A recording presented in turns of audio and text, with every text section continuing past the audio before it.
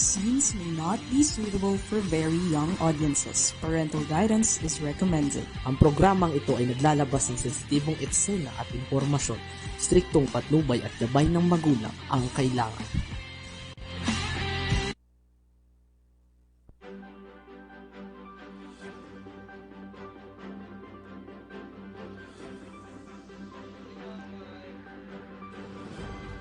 Okay, isang magandang araw po sa ating lahat. Narito naman po tayo sa ating balitang halian. Matataas na opisyal ng Philippine Health Insurance Corporation nakatanggap ng tripleng sahod noong 2022. Okay, 2022 ayon sa COA. Samantala, space mission sa buwan ng India naging matagumpay. Wow, thank you. Mga pagyanig sa Camarines Sur pumalo na sa 119 dahil sa swarm. BOC at Japan International Cooperation Agency nagsanib puwersa para sa modernization program. Wagner mercenary leader sa Russia na si Prigozhin kasamang nasawi umano sa pagbagsak ng eroplano nito. Sa kabuuan ng ating mga balita, tumanggap ng 3 beses na mas mataas na sahod ang mga matataas na opisyal ng Philippine Health Insurance Corporation para sa kanilang mga sweldo, allowance at bonus noong 2022. Kaya sa kanilang nakuha noong 2021. Tang taong 2022 audit report, sinabi ni COA na ang mga pangunahing tauhan ng PhilHealth ay nakatanggap ng 71.45 million pesos noong 2022. At kabilang na ang 764,063 pesos para sa terminal benefits kumpara sa 26.2 million lamang noong 2021. Kalungkot. Sinabi nito na ang bayad para sa mga pangunahang executive ng PhilHealth ay kasama sa mga gastos nito sa personnel services na sumasakop sa lahat ng sweldo, allowance, at bonus ng kanilang mga tauhan. Ayon sa COA, pangunahing tauhan ng pamamahala ay tumutukoy sa executive team na may ranggo ng Senior Vice President hanggang President of Chief Executive Officer. Dagdag dito, ang mga individual na ito ayon sa komisyon ay may otoridad at responsibilidad sa pagpaplano, pamamahala at pagkontrol sa mga aktibidades ng korporasyon.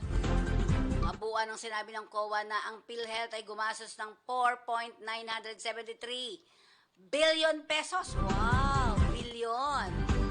Para sa mga serbisyo ng tauhan nito noong taong 2022.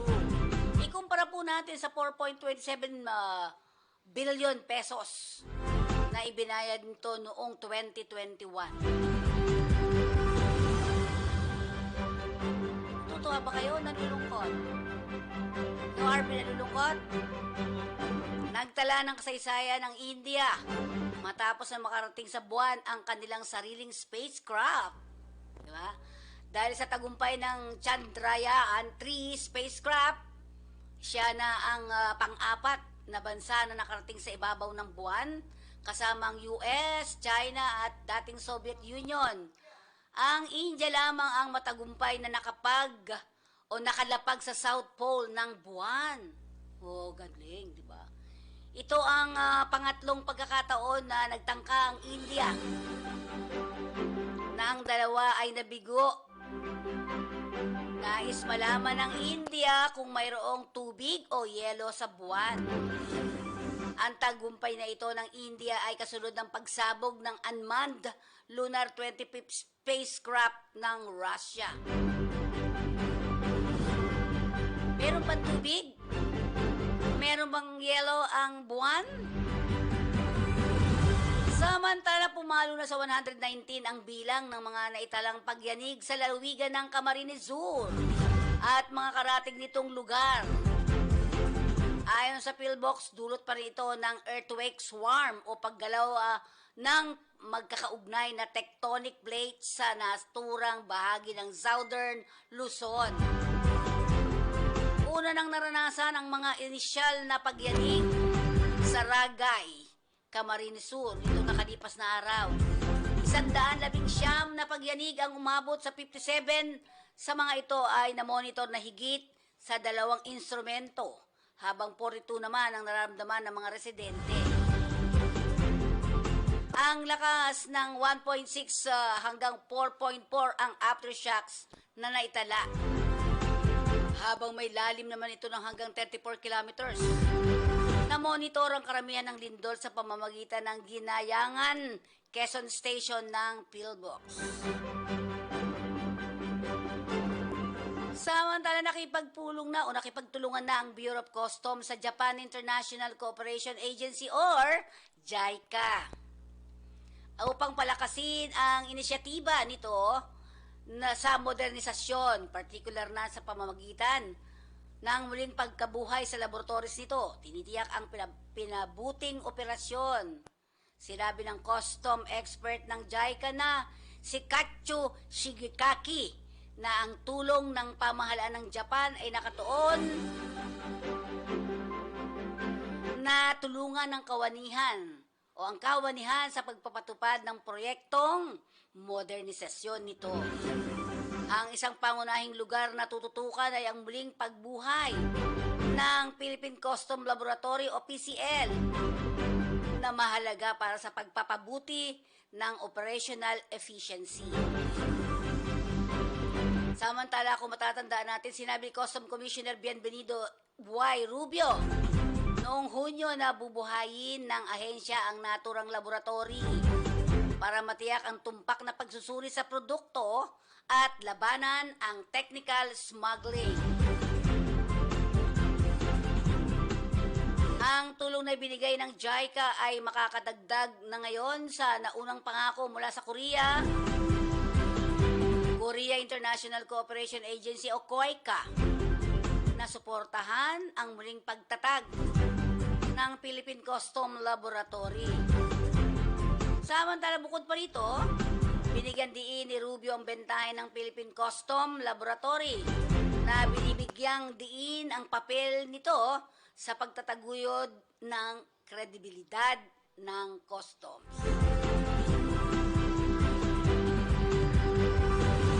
Wagner Group, kasamang nasawi si Wagner Chief Yevgeny Prigozhin nang bumagsak ang sinasakyan nitong eroplano sa Tver region ng Northwest Moscow.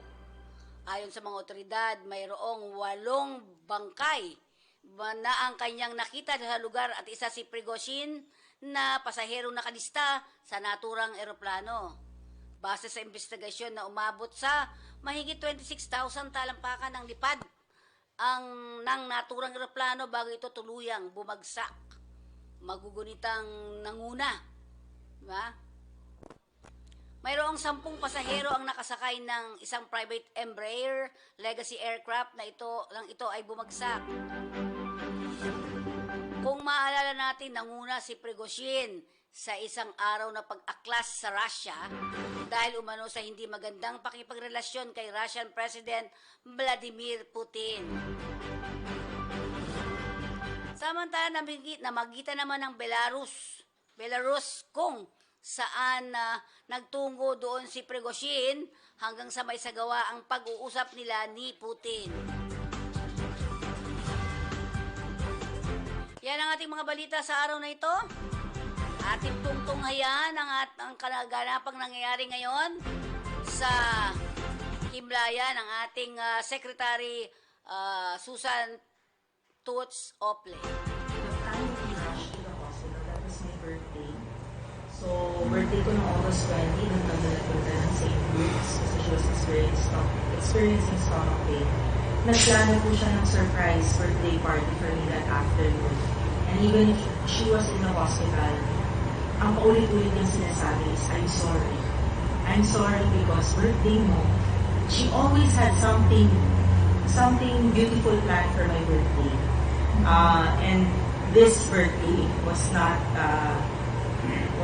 obviously not the best. So I kept on reassuring her na basta gumaling ka, that's the best birthday gift you can give. So, feeling ko that embodies the kind of mother and person that she is. Very selfless.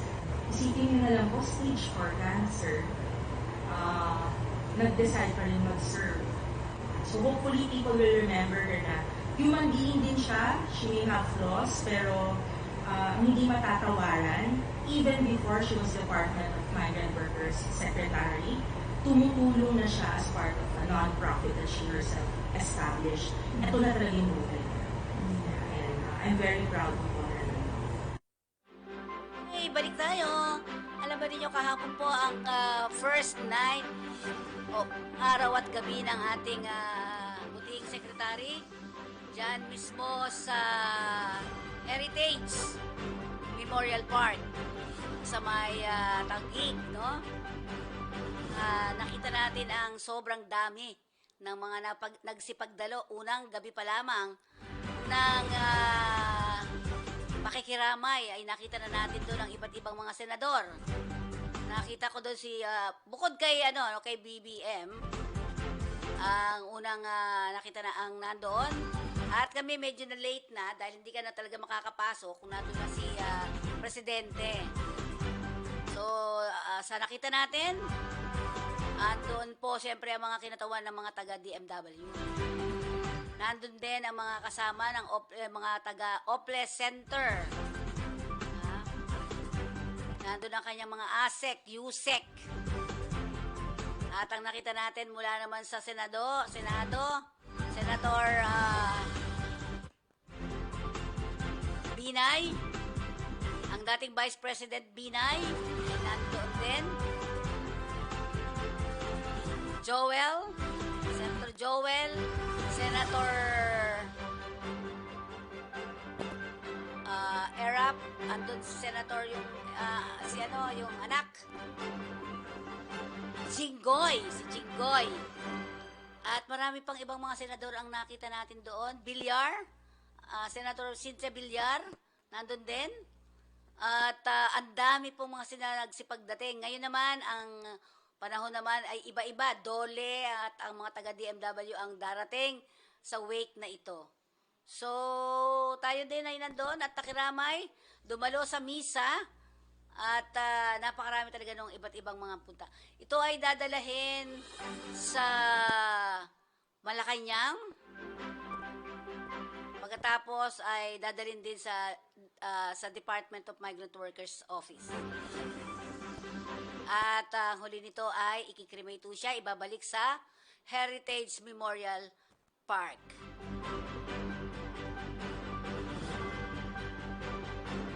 So, at peace na po ang ating secretary sa ngayon.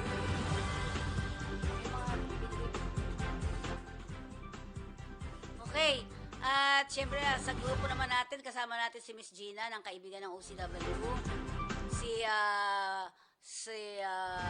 Mr. Luther Calderon ng Campi at ang inyong lingkod.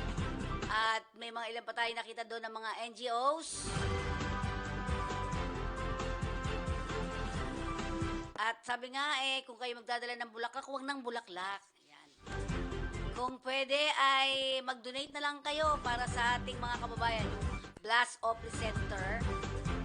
Ayan, pwede nyong ilagay, ipadala sa kanilang Metro Bank. May mga donate yan. Mamaya po, isisend natin kung anong mga Metro Bank yan. Okay. So, meron na? Okay. So, tayo muna yung makialam. Ano nga ba ang weather update ngayon? At kaninang umaga po ay medyo malakas ang ulan. Tingnan natin, may bagyo ba?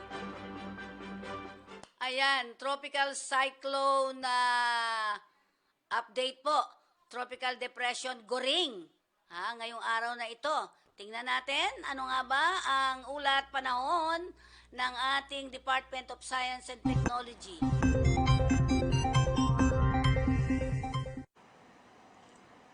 Magandang umaga, ako po si Benison Estareja. Naging isang ganap na bagyo na po ang ating minomonitor na low pressure area sa silangan ng Cagayan at binigyan na ito ng pag-asa ng pangalan na Goring. So ito po yung bagyo natin na pampito for this year 2023 at unang bagyo for the month of August. Huli pong namataan si Tropical Depression Goring sa layong 405 kilometers silangan ng Calayan, Cagayan at taglayang hangin na 55 kilometers per hour malapit dun sa kanyang sentro at may pagbugso hanggang 70 kilometers per hour. Mabagal po ang pagkilos itong si Bagyong Goring west-northwest. Samantala, isang bagyo rin po ang ating namataan sa malayong parte ng ating kalupaan na sa more than 2,900 kilometers silangan ng Northern Luzon. Wala pong direct effect sa ating bansa at wala namang inaasahang pagpasok sa ating area of responsibility. Base po sa pinakahuling track ng pag-asa, kung mapapansin po nila, magiging kakaiba ang pagkilos itong si Bagyong Goring dahil magkakaroon tayo ng tinatawag na pag-ikot or looping track sa susunod na 5 araw. So ibig sabihin po, for the next 12 hours, kikilos pahilaga itong si Bagyong Goring. Then simula po bukas hanggang sa Lunes or over the long weekend, ay kikilos patimog in general itong si Bagyong Goring at inaasang lalakas pa po into a tropical storm by tomorrow at typhoon category naman po pagsapit ng Lunes. From Monday to Tuesday naman, inaasang kikilos na paakyat, mananatili as a typhoon or malakas na bagyo at maaring kumilos pa ng 2 pang araw sa loob ng ating area of responsibility, moving west-northwest hanggang sa makalabas ng ating PAR pagsapit po ng late Wednesday or Thursday. So ibig sabihin po, nasa 1 linggo pang mananatili sa loob ng ating PAR itong si Bagyong Goring at bukod sa epekto nito sa may Cagayan Valley, ay mag-enas din po ito ng habagat or southwest monsoon over many areas of the country. So patuloy po nating i-monitor dahil possible pa rin namang magbago yung pagkilos o yung track nitong si Bagyong Goring. Base po sa ating wind forecast naman po, yung radius niya sa ngayon maliit pa lamang, nasa 130 kilometers po yung lawak nito o yung radius simula po dun sa center hanggang sa dulo, pero inaasang lalawak pa ito habang lumalakas into a typhoon. Ano nga bang inaasahan natin ng mga pag-ulan? Heavy rainfall po or malakas na mga pag-ulan ng mararanasan dun sa mga areas ng Cagayan Valley kung kikilos papalapit itong si Bagyong Goring, yung sentro niya dun sa may area po ng Cagayan Valley. Habang less likely naman na magkakaroon ng mga heavy rainfall due to Goring sa malaking bahagi po ng ating bansa.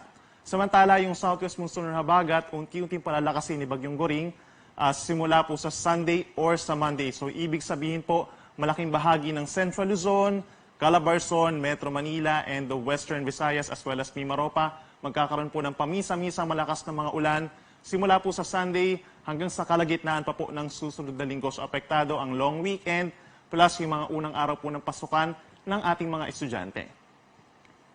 Samantala, pagdating naman sa mga severe winds, possible po tayo na magtaas ng Tropical Cyclone Wind Signal number 1, mari po ngayon or bukas sa areas po ng Northern Luzon kabilang ng Cagayan Valley and Cordillera Region. Habang sa mga susunod na araw, kung mapapansin po nila yung ating official track, dahil kikilos ito pababa, posible rin magtaas tayo ng Tropical Cyclone Wind Signal over many areas pa ng Central Luzon, dito rin po sa may Ilocos Region, Calabarzon, and even the northern portion of Bicol Region. So lagi po magantabay sa ipapalabas na updates ng pag-asa.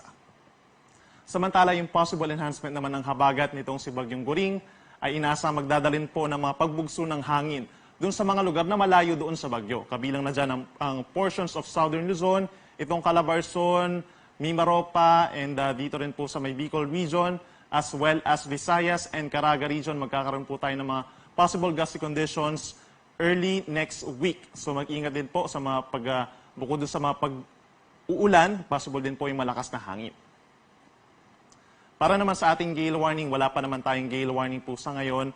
But for today, asahan po yung slight to moderate seas o yung hanggang 2 metro mga pag-alon in many areas dito sa may silangan ng ating bansa at maging dito rin po sa may West Philippine Sea. Then by tomorrow, inaasahan pa rin po yung ating maalon na karagatan over those areas sa may extreme northern Luzon. Then medyo maalon na rin po dito pa rin sa may area po ng Philippine Sea and West Philippine Sea. Habang hindi rin natin inaalis yung possibility na magkaroon tayo ng gale warning sa susunod na linggo habang pinapalakas itong si Bagyong Goring ang habagat or southwest monsoon, particularly dito sa may parting Zambales, Bataan, sa may coastal areas po ng Calabarzon, Bicol Region, magi dito sa Mimaropa, and Western Visayas. So ibig sabihin po, pag meron tayong gale warning, possible ang sea travel suspensions lalo na sa maliliit na sasakyang pandagat. And please take note po na kapag meron tayong tropical cyclone wind signal, dito po sa may areas ng northern Luzon and eastern seaboards of Luzon, possible po tayo na mag-suspend din ng mga sea travels even dun sa malalaking sasakyang pandagat. Inuulit natin in terms of track nitong si Bagyong Goring, after northwestward movement in the next 12 hours, kikilos po patimog in general itong si Bagyong Goring dito sa may silangan po ng Cagayan Valley hanggang sa makarating po dito sa may silangan ng Northern Aurora and possible na lumakas pa ito bilang isang typhoon habang nasa may karagatan pa. Over the next 5 days po yan at pagkatapos po ng Lunes, pagsapit po ng Martes, ay kikilos na ito paakyat at patungo pa rin dito sa may silangan po ng Cagayan Valley at maaring magkilos west-northwest patungo dito sa may extreme northern Luzon. So hindi rin natin inaalis yung possibility na magla-landfall ito over Batanes or Babuyan Group of Islands pagsapit ng Wednesday hanggang sa makalabas ng Philippine Area of Responsibility pagsapit ng Thursday. And then possible pa rin po itong magbago base sa ating analysis.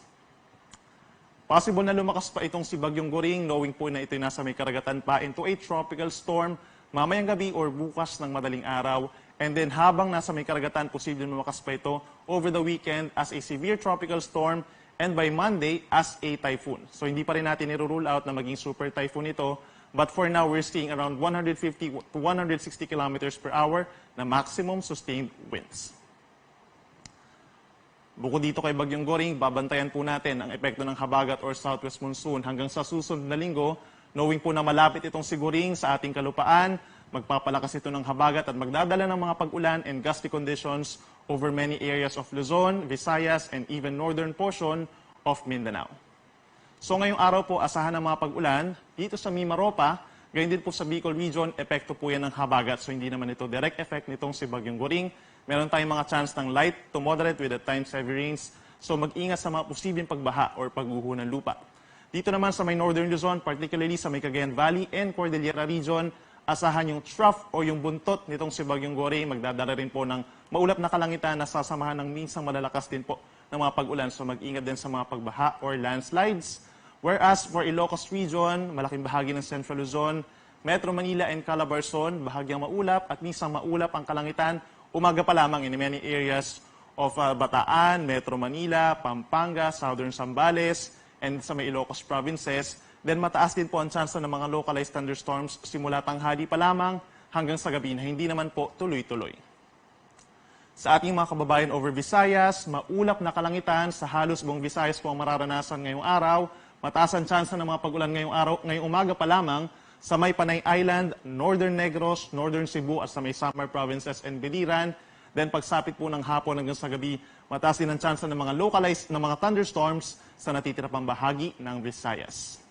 And for Mindanao, pinaka-apektado ng habagat pa rin or southwest monsoon ang Zamboanga Peninsula, Northern Mindanao and Bangsamoro Region. Again, hindi po ito dahil kay Bagyong Goring. So asahan natin yung mga light to moderate with at times heavy rain simula po sa tanghali hanggang sa gabi. Whereas dito naman sa Soc-Sargen, Davao Region, and Caraga Region, maulap na kalangitan ng iiral ngayong umaga pa lamang, then mataas ang tsansa ng mga localized thunderstorms o yung mga pulu-pulong ulan pagsapit ng hapon at gabi. For Metro Manila, for the next 3 days, asahan natin ang generally makulimlim na panahon. So simula po bukas ng hapon, kung saan magsisimula po ang FIBA World Cup dito sa may Bulacan, asahan po natin na makulimlim na panahon sa hapon. Then pagsapit ng Sabado at Linggo, asahan po natin ang makulimlim pa na panahon na sasamahan ng kalat-kalat ng mga pag-ulan at mga thunderstorms, dulot po ng habagat na siyang unti-unti pinalalakas nitong si Bagyong Goring. Sa ating mga kababayan at mamamasyal po sa Baguio City, magdala rin po ng mga payong at kapote dahil asahan din ang maulang panahon sa long weekend. Asahan din ang mga light to moderate with at times heavy rains na maaaring magdulot ng mga pagguho ng lupa sa may Cordillera Region.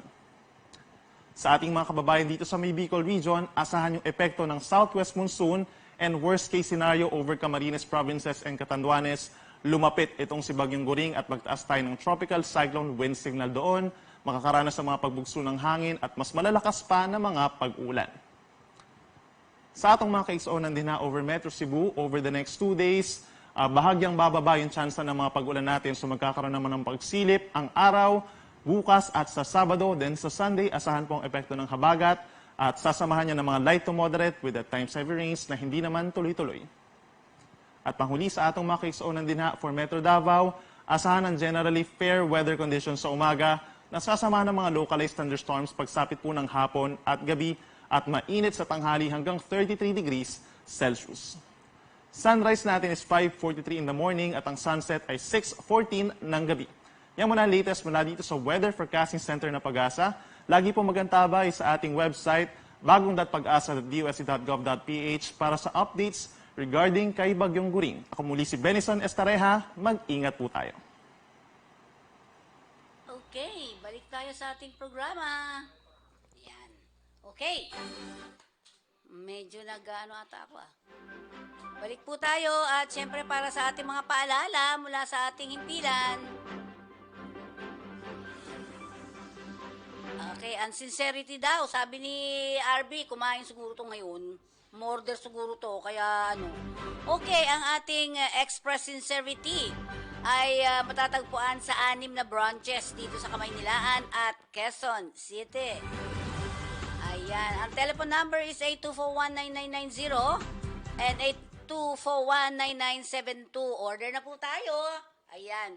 Ang sincerity ay matatagpuan sa 519 Quintin Paredes Street, Binondo, Manila. At meron din tayo sa 238 Banawi Center, Banawi Street, Barangay Manresa. Nais niyong pumunta sa ground floor Lucky Chinatown Mall ng Binondo. Ayan.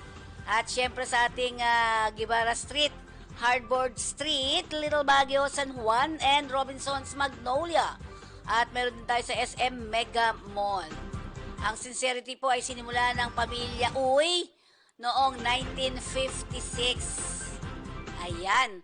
So, kapag kayo po ay nauuhaw, ito naman ang gusto namin i-request sa inyo, ang Family Pack Absolute Pure Distilled Drinking Water.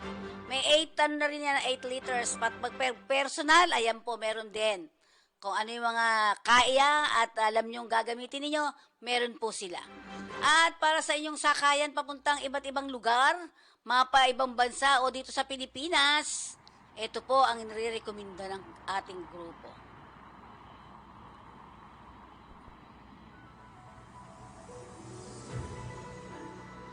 Ayan ang ating flag carrier, ang Philippine Airlines. Okay, at syempre ang ating pag-ibig. Sa ngalan ng pag-ibig, handa akong gawin ang lahat.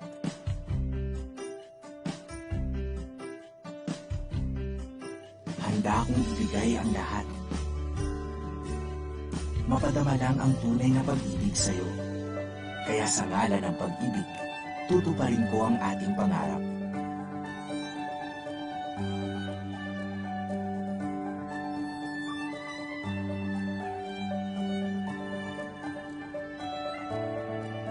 Sa susunod na kabanata, isa lang ang ating aasahan.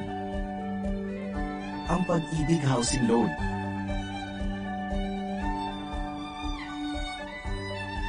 Ano man ang ating pangangailangan,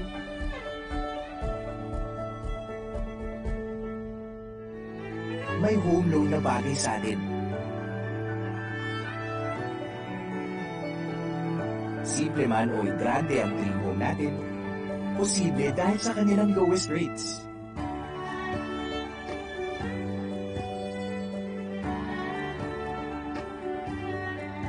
Pangmatagalan ang ating samahan dahil hanggang 30 years ang payment terms. Pasok sa kaya nating bayaran.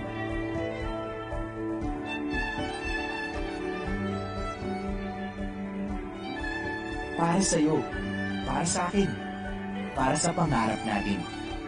Lahat gagawin. Lahat tatahakin. Sa ngalan ng pag-ibig, walang imposibleng pangarap. Okay, at tayo ay muli, ito po ang ating balitang halian para sa inyong lahat. Para sa pagtatapos ng ating programa, para dito sa ating balitang halian. Mga paalala po mula sa ating himpilan, mga karapatan natin. Ano ba ang mga trafficking in person? Muli po, ito yung lingkod Feni Nicodemus. Nagpapaalam po sa inyo para sa ating balitang halian. This is the story of Rita, a 29-year-old BS Education graduate working as a customer service representative. Using social media, she was enticed by a recruiter with an overseas job opportunity. Because of her love for her family, Rita was immediately convinced to work abroad. But little did Rita know that she was already becoming a victim of human trafficking. At the airport, Rita's recruiter instructed her to pose as a tourist. She was provided false hotel bookings and a fake return ticket. Upon arrival overseas, she was taken to an unknown destination where she was forced to engage in a different job, online scamming. Rita was instructed to create fake online accounts to scam other people into investing in cryptocurrency. The same incidents were reported by hundreds of young professional Filipinos. There, they suffered both physical and mental abuse such as being whipped, electrocuted, prolonged solitary confinement without food for days, and being threatened to sell their organs or be killed. These experiences were narrated by Rita and other victim survivors rescued and repatriated who share similar fate and trauma with their employers. In response, the Interagency Council Against Trafficking, or the IACAT, has intensified its efforts to further prevent human trafficking. Originating in 2010, the Philippine government created guidelines to standardize the inspection and clearance of international-bound Filipino passengers. Its purpose is to prevent human trafficking and protect Filipinos from illegal recruitment. The guidelines also aim to capture emerging trends in the trafficking of persons. As of April 2023, the Philippine government monitored over 2,200,000 Filipino departing passengers abroad.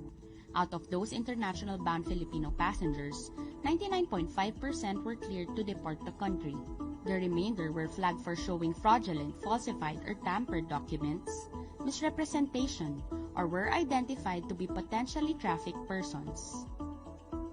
Filipinos who fall victim to human trafficking such as Rita are provided by the Philippine government with repatriation, welfare assistance, psychosocial assistance, and legal assistance. Together with 11 other Filipinos, Rita was safely repatriated home by the Philippine government and now has the chance to live a normal life again. With these continued efforts against trafficking in persons, the IACAT appeals to our fellow Filipinos to rally behind our mission to combat human trafficking. This is the story of Rita, and this could be your story. Lahat naman tayo nangangailangan ng pera. Yun, lagi isipin din na yung too good to be true, huwag natin papatusin kasi mapapahamak lang tayo. May mga bagay naman talaga na maganda yung income, pero siguro dumaan tayo sa tamang proseso.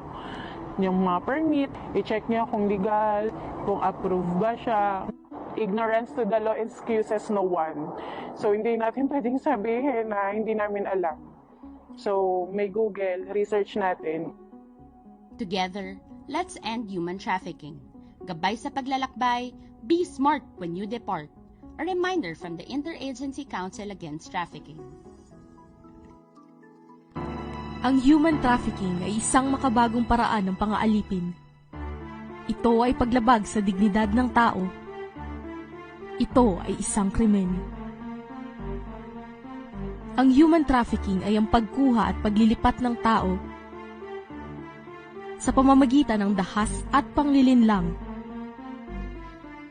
upang pagsamantalahan sa paraang prostitusyon,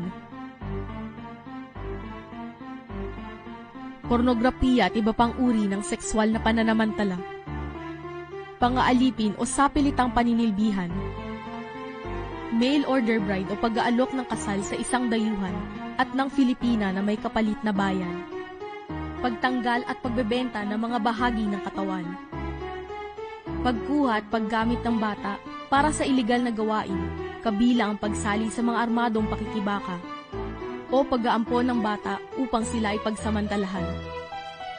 Sama-sama nating labanan ng human trafficking. Laban kontra human trafficking ay laban nating lahat. Tumawag o mag-text sa 1343 Action Line o dumulog sa anumang ahensyang miyembro ng Interagency Council Against Trafficking.